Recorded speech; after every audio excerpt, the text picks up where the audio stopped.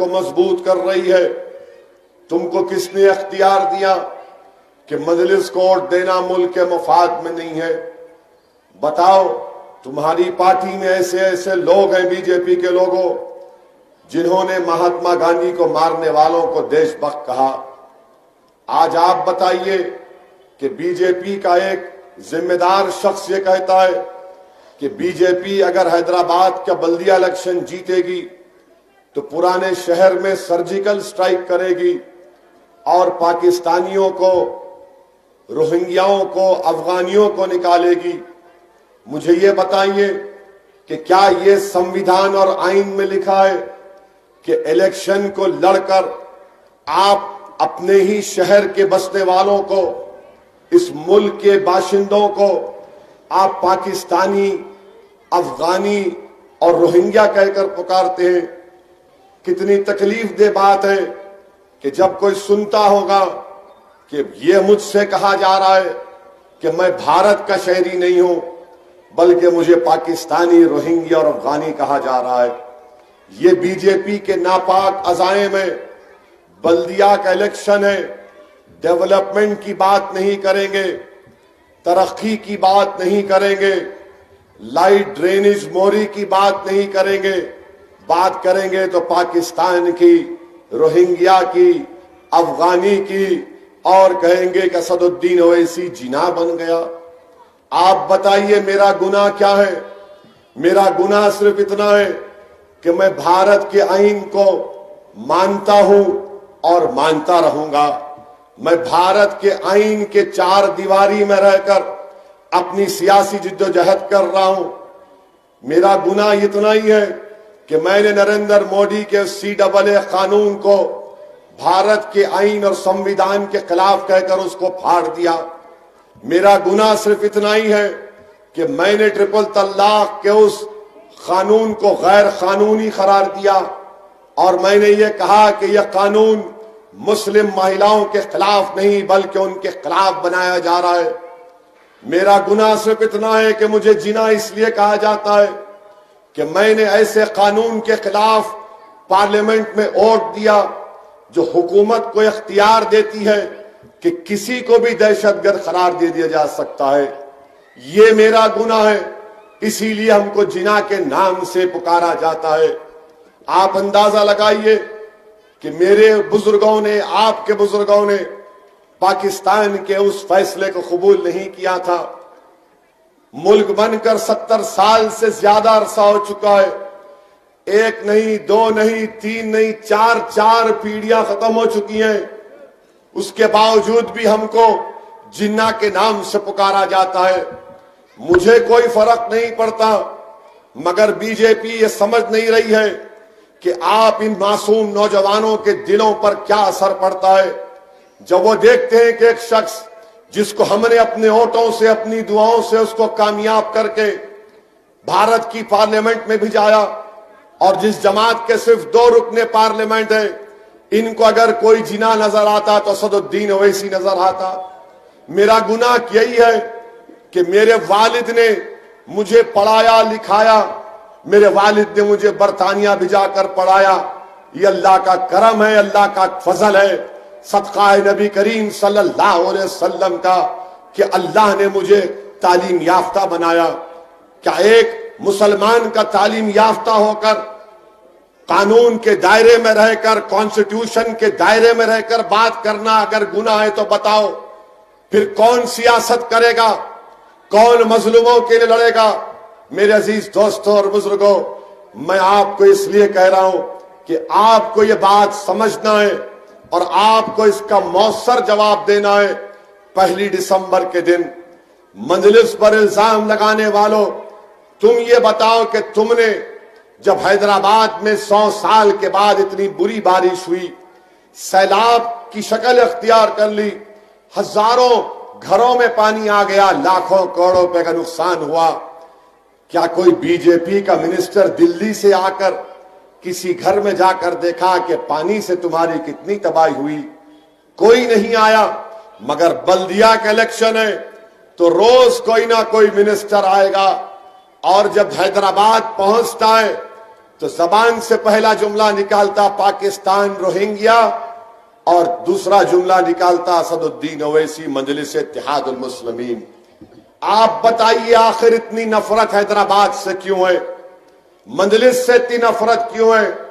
تو ان کو لگتا ہے کہ مجلس کے پاس وہ طاقت ہے، وہ سیاسی شعور ہے جو انہوں نے یہاں پر بیدار کر دیا۔ مجلس سے نفرت اس لیے ہے کہ مجلس بہار جا کر اپنے 5 اراکین کے ملے منتخب کراتی ہے۔ وہ یہ نہیں دیکھ سکتے کہ کمزوروں اور مظلوموں کو سیاسی طور پر متحد کر کے مجلس ان کو ایک سیاسی قیادت ان کی بنا رہی ہے۔ اسی لیے مجلس کی کامیابی کو روکنے کے لیے مختلف الزامات، مختلف طریقے سے کوششیں کی جاتی ہیں۔ میں حیدرآباد کے تمام حیدرآبادیوں سے اپیل کر رہا ہوں، چاہے وہ ہمارے ہندو بھائی ہو، مسلمان ہو، عیسائی ہو، سکھ ہو، دلت ہو، آپ سوچئے کیا کسی شہر پر سرجیکل سٹرائک ہو سکتا ہے؟ چھوڑ دیجئے مجلس سے آپ کو اگر نفرت ہے تو کریے، مگر آپ یہ سوچو کہ کیا حیدرآباد آپ کا نہیں ہے؟ کیا حیدرآباد میں سرجیکل سٹرائک کوئی کر سکتا ہے؟ کیوں فرقہ پرستی کے ماحول کو فروغ دیا جا رہا ہے؟ میرے عزیز دوستوں اور بزرگوں، میں آج بھی چیلنج کے ساتھ کہہ رہا ہوں بی جے پی کو، اگر شہر حیدرآباد میں پاکستانی ہے تو یہ تمام ذمہ داری نریندر مودی اور امیت شاہ پر عائد ہوتی ہے۔ بتا دو 100 نام بتاؤ ہم کو۔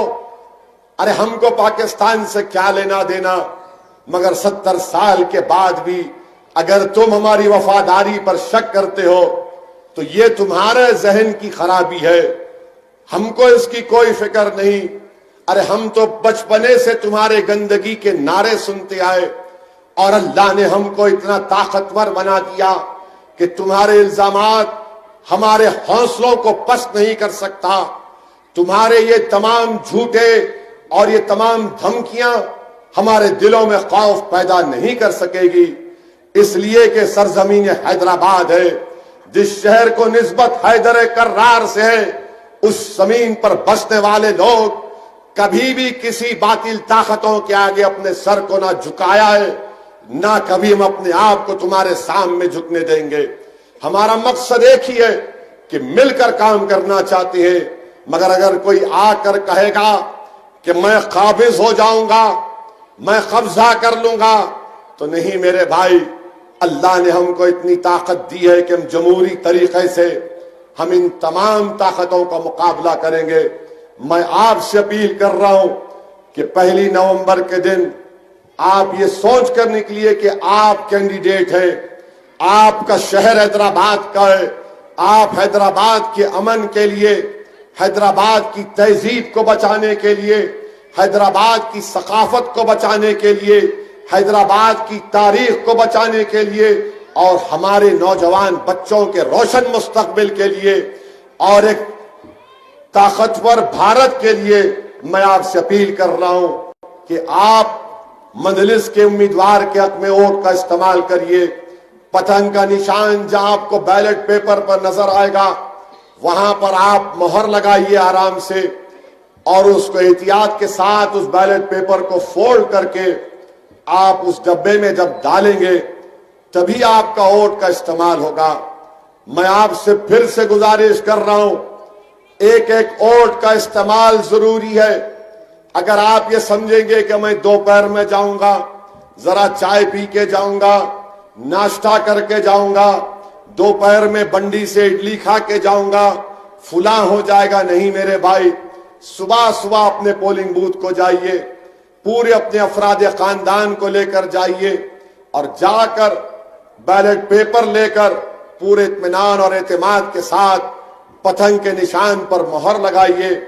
آپ سب کو ترغیب دیجئے، اپنے دوستوں کو، اپنے رشتہ داروں کو، ان کو بتائیے کہ مجلس سے مخالفت اس لیے بھی ہو رہی ہے کہ پورے ملک میں 200 بلدیہ منسپل کارپوریشن ہے، ان 200 منسپل کارپوریشن میں صرف حیدرآباد کی بلدیہ میں نریندر مودی کے کالے CAA قانون کے خلاف ایک ریزولوشن پاس کیا گیا تھا، پورے ملک میں کسی بلدیہ میں نہیں ہوا۔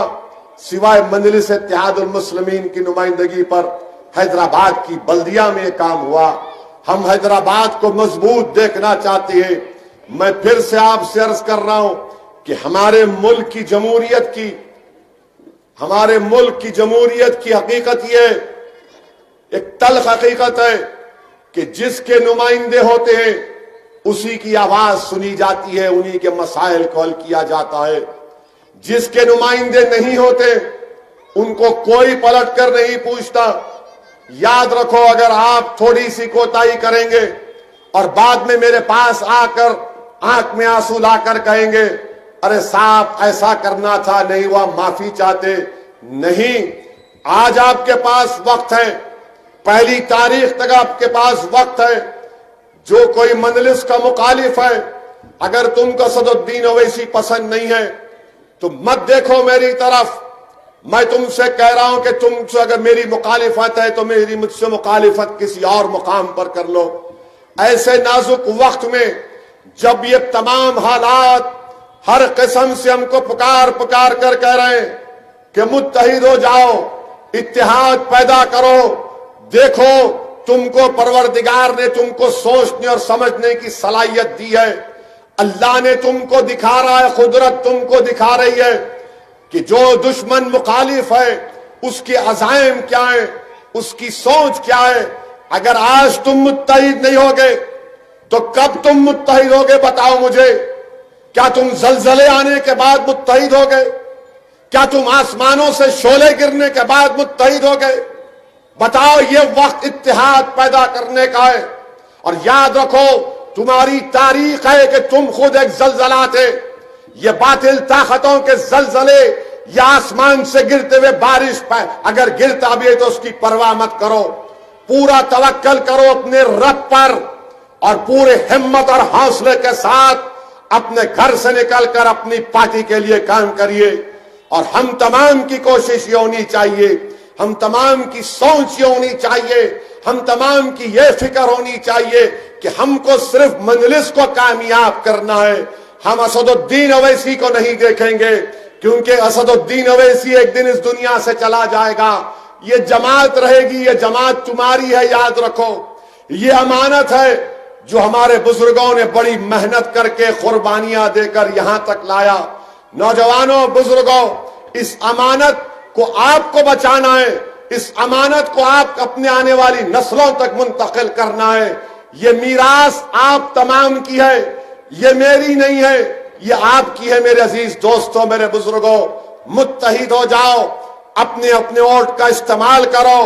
حیدرآباد کی اپنی اس تاریخ کو, تمہاری شناخت کو برقرار رکھو, تمہاری پہچان کو برقرار رکھو.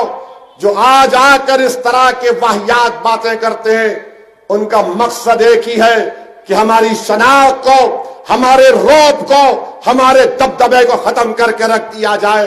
آج اگر کسی کا خلاف سیاسی طور پر مسمار نہیں ہوا ہے وہ تمہارے اتحاد کا خلا ہے, وہ تمہاری نشانی مجلس اتحاد المسلمین ہے. تم اس کے پاس باؤ, تم اس کی حفاظت کرنا آپ تمام کا مقصد ہونا چاہیے. یہی چند گزارشات میں نے اختصار کے ساتھ اور پورے اخلاص کے ساتھ آپ کے سامنے رکھا ہوں, اور میں امید کرتا ہوں کہ اللہ آپ کے دلوں میں مجلس اتحاد المسلمین کی محبت کو پیدا کرے گا. میری زبان سے نکلے ہوئے الفاظ شاید تمہارے دلوں میں میری جماعت کی محبت نہ پیدا کرے, مگر مجھے پورا یقین ہے رب کائنات پر کہ رب کائنات آپ کے دلوں میں مجلس کی محبت کو پیدا کرے گا. اور رب کائنات خود مجلس کو ہمیشہ نامصائب حالات میں کامیابیوں سے ہمکنار کیا. انشاءاللہ تعالی اس بار بھی ہم کو کامیابی ملے گی, اور انشاءاللہ دوبارہ ارا گڈا سے محمد شریف بحیثیت رکن بلدیہ منتخب ہوں گے. آپ کی دعا اور ووٹ سے. السلام علیکم ورحمۃ اللہ وبرکاتہ.